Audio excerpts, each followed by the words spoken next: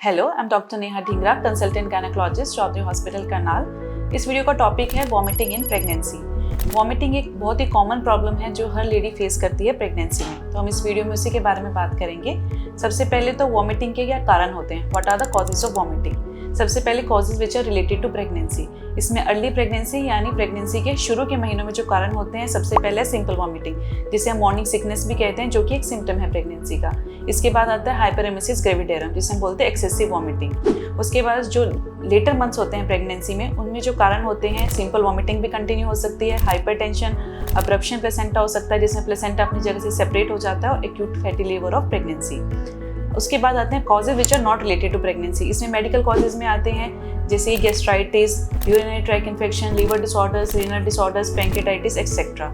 इसके बाद surgical causes में जैसे कि अपेंडिसाइटिस है, cholelithiasis, cholecystitis, renal stone, intestinal obstruction हो सकते हैं। गायनेकोलॉजिकल कॉजेज हो सकते हैं जैसे कि Trojan of ovarian cyst and red degeneration of fibroid. सबसे पहले हम बात करेंगे सिंपल वॉमिटिंग की। सिंपल वॉमिटिंग यानी मॉर्निंग सिकनेस। इसे मॉर्निंग सिकनेस इसलिए कहा जाता है क्योंकि यूजुअली ये अर्ली मॉर्निंग होती है लेडीज़ को, बाकी दिन के बाकी आवर्स में भी हो सकती है। ये कॉमन सिम्टम है प्रेगनेंसी का। ये 70% वुमेन में पाया जाता है एंड प्राइमरी ग्रेविडर्स यानी जिनकी फर्स्ट प्रेगनेंसी है उनमें ये ज़्यादा कॉमन है।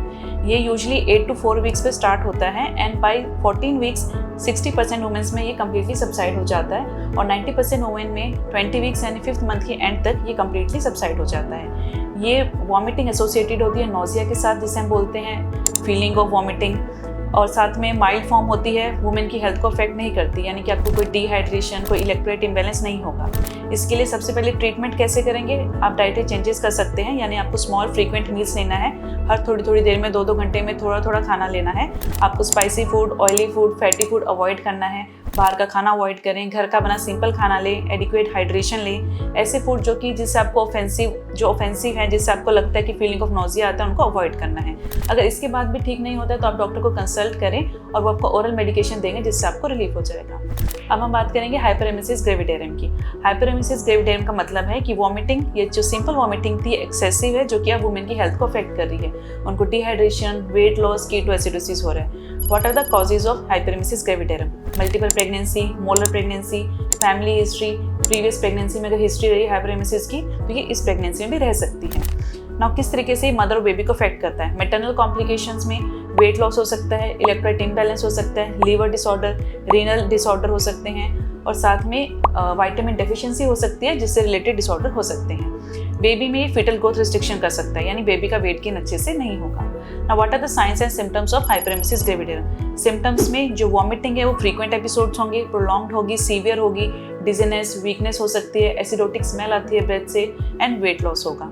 साइंस में साइंस ऑफ डिहाइड्रेशन प्रेजेंट होंगे, जैसे कि सनकन आइज, आंखों के नीचे गड्ढे होना, स्किन की इलास्टिसिटी जाना, ड्राई स्किन, ड्राई टंग हो सकता है। तो अब इसका ट्रीटमेंट कैसे करना है? माइल्ड टू मॉडरेट हाइपरेमेसिस है तो इसके लिए जो डाइटरी चेंजेस आपको बताए हैं आप वो ले सकते हैं, या अपने डॉक्टर को कंसल्ट करें, ओरल मेडिकेशन से आपको ट्रीटमेंट हो जाएगा। सीवियर फॉर्म ऑफ हाइपरेमेसिस है तो for that you need hospitalisation, जिसके लिए आपको आईवी फ्लूइड्स दिए जाएंगे हाइड्रेशन मेंटेन करने के लिए, आईवी मेडिकेशन दी जाएंगी वॉमिटिंग को कंट्रोल करने के लिए, कुछ आपकी इन्वेस्टिगेशंस कराई जाएंगी, इलेक्ट्रोलाइट इम्बैलेंस है या किडनी पर अगर कोई इफेक्ट हो रहा है तो उसको डिटेक्ट करने के लिए। नाउ ट्रीटमेंट के बाद साइंस ऑफ इंप्रूवमेंट कैसे पता चलेगा? इंप्रूवमेंट है तो आपकी वॉमिटिंग एपिसोड्स स्टॉप हो जाएंगे, आपको फीलिंग ऑफ आपका एपेटाइट लॉस जो हुआ था वो वापस आएगा, आपकी जो एसिडोटिक स्मेल थी वो चली जाएगी, वाइटल्स आपके स्टेबल होंगे। उसके बाद ट्रीटमेंट आपका ओरल मेडिकेशंस पे आपको डाल देंगे, जिसके बाद आपको रिलीफ हो सकता है, और जो डाइटरी चेंजेस आपको बताए थे वो आप कर सकते हैं तो आपको रिलीफ हो जाएगा। Thank you.